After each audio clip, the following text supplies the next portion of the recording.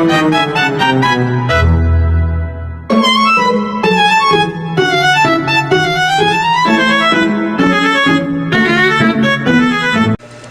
pa lang, pagod na ako. Parang kasalanan ko pa natulog ako kagabi. 5 minutes pa. Sabi ko 1 hour ago. Bangon na!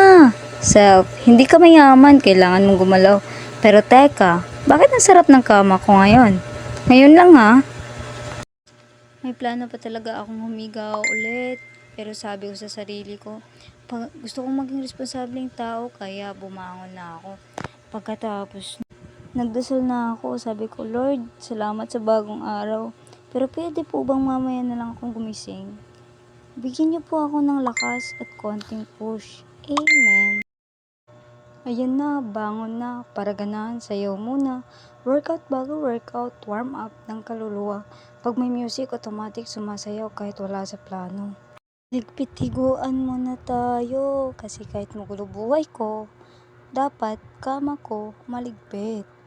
Plus points ko ito sa pagiging responsable, kahit konti lang. Ligo muna bago alis. Pag tubig tumama, gising real quick. Pero syempre, may concert ulit sa banyo. Shampoo plus sayaw equals multitasking na. Outfit check. Dapat mukhang ready sa gym. Simple lang pero dapat mukhang fit kahit hindi naman fit.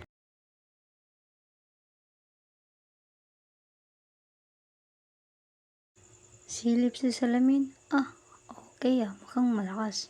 Confidence, 100%. Energy, medyo loading pa rin.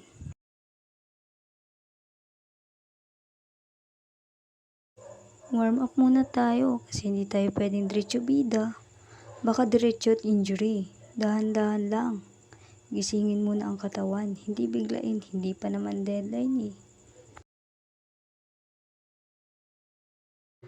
Fast forward tayo para hindi niya makita yung moment na gusto ko na talagang umatras sa buhay ko. Hala siya,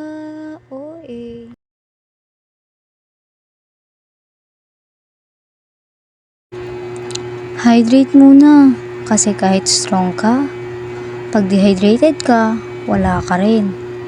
Tubig muna bago yabang. Okay, galaw-galaw na, hindi kailangan mabilis. Ang importante, tuloy-tuloy. Hindi mo kalaban yung iba, sarili mo lang kahapon. Pag napagod, okay lang, hindi ka robot. Ang goal, gumalaw, hindi sumuko.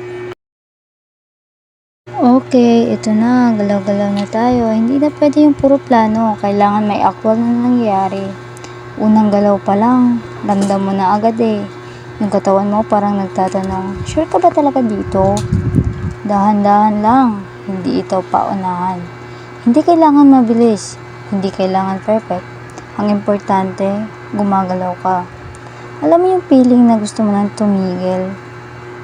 Pero alam mo, normal lang yun. Hindi ka naman siguro tamad, pero pagod ka lang talaga. Pero tandaan mo, may difference ang pagod at sumuko. Pag pagod ka, pwede kang huminga, pero huwag kang basta-basta sumuko agad. Ayan, inhale, exhale. Parang life lang. Minsan, kailangan mo lang huminto, saglit. Hindi yung tuluyan. Habang gumagalaw ka, nararamdaman mo, hindi lang katawan mo yung nag-work, pati isip. Yung stress, unti-unting nawawala. Yung problema, kahit papano, napapahinga rin. Hindi mo kailangan maging pinakamalakas. Hindi mo kailangan maging pinaka-fit agad. Ang kailangan mo lang, maging consistent ka. Consistency over motivation. Kasi kahit aminin natin, hindi ka laging motivated. Minsan, tinatamad ka. O tamad ka lang talaga. Minsan, gusto ko na lang humiga. Pero kahit tinatamad ako, pag gumalaw ako, ayun ang tunay na panalo. Kahit mukhang pagod ka na at parang gusto mo nang kausapin yung kisame, go lang. Parte yan ng buhay mo. Sabi nga ng Bini, buhay ay hindi karera. Walang instant result, hindi ito magic. Hindi ito after one day, wow, may result na agad. Pero bawat galaw, bawat pawis, bawat hinga, may progress yan.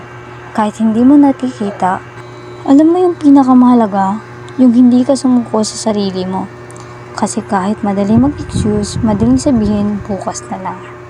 Pero mahirap gawin yung ginagawa mo ngayon. At ginagawa mo na siya. Kung napagod ka, okay lang. Kung nahihirapan ka, okay lang. Ang hindi okay, yung hindi ka na susubok ulit. Kaya tuloy lang, kahit mabagal, kahit hingalin, kahit pawisan. Ang mahalaga, gumagalaw ka, humihinga ka. Charot! Kasi sa dulo, hindi mo kailangan maging perfect. Ang kailangan mo lang, huwag kang sumuko, hindi ka titigil. Small steps today, malaking pagbabago bukas. Workout done, hindi man perfect, at least nag-start. Kasi minsan, ang pinakamahirap talaga yung simula. Bukas ulit. Sige, try natin.